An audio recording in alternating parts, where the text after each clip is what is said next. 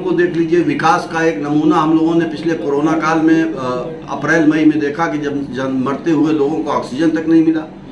तो ये सरकार झूठ और जुमलेबाजी की सरकार है, ढपोर संघ की सरकार है। करना कुछ नहीं है और बताना उससे 4 गुना ज्यादा है।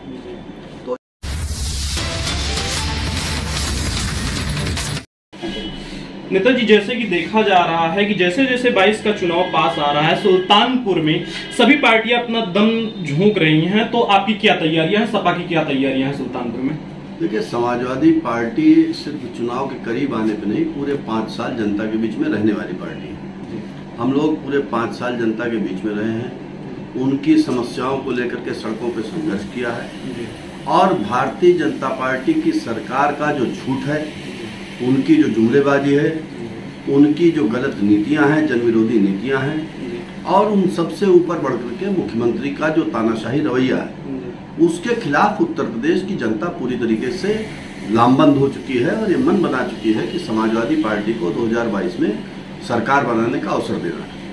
हम लोग लगातार बूथों से लेकर के सेक्टर तक जो चुनावी तैयारियां हैं उसमें भी लगे हैं, जन समस्याओं के लिए भी लगे हैं, और हमारे कार्यकर्ता पूरी तरीके से उत्साहित हैं और इस बात के लिए कटिबद्ध हैं कि 2022 के चुनाव में माननीय अखिलेश यादव को उत्तर प्रदेश के मुख्यमंत्री पद पर पुनः आसीन करना है। 2022 में लगभग सपा कितनी सीटें ले जाएगी उत्तर प्रदेश में? हमारे नेता ने कहा कि 350 से ज्यादा सीटें हम लोग जीतेंगे। हमारा लक्ष्य वही है, 350 से ज्यादा सीटों का।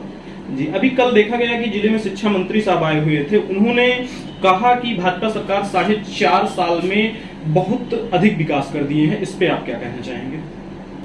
देखिए, विकास आपको देखना है तो आप सुल्तानपुर से कादीपुर वाली सड़क पे चले जाइए, टाटिया नगर से गोसाईगंज तक, वहाँ विकास आपको दिखाई दे जाएगा गड्ढों के रूप में। विकास आपको देखना है तो शहर की कुछ गलियों में चले जाइए, वहाँ आपको विकास दिखाई दे जाएगा। विकास आपको देखना है तो चले जाइए, बहुत से पुल निर्माणाधीन हैं जिनके आज तक काम नहीं हो पाया, 6 साल से ज्यादा उनको पास हुए हो गया। विकास आपको देखना है तो पूर्वांचल एक्सप्रेसवे पे चले जाइए, जहां पहली बरसात में ही पूर्वांचल एक्सप्रेसवे बह गया है। विकास देखना है तो किसानों के खेत में चले जाइए, जहां छुट्टा जानवर उनकी खेती फसल पूरी मेहनत चट कर जा रहे हैं। विकास देखना है तो बिजली को देख लीजिए, विकास देखना है तो अस्पतालों को देख लीजिए। विकास का एक नमूना हम लोगों ने पिछले कोरोना काल में अप्रैल मई में देखा कि जब मरते हुए लोगों को ऑक्सीजन तक नहीं मिला। तो ये सरकार झूठ और जुमलेबाजी की सरकार है, ढपोर संघ की सरकार है। करना कुछ नहीं है और बताना उससे 4 गुना ज्यादा है।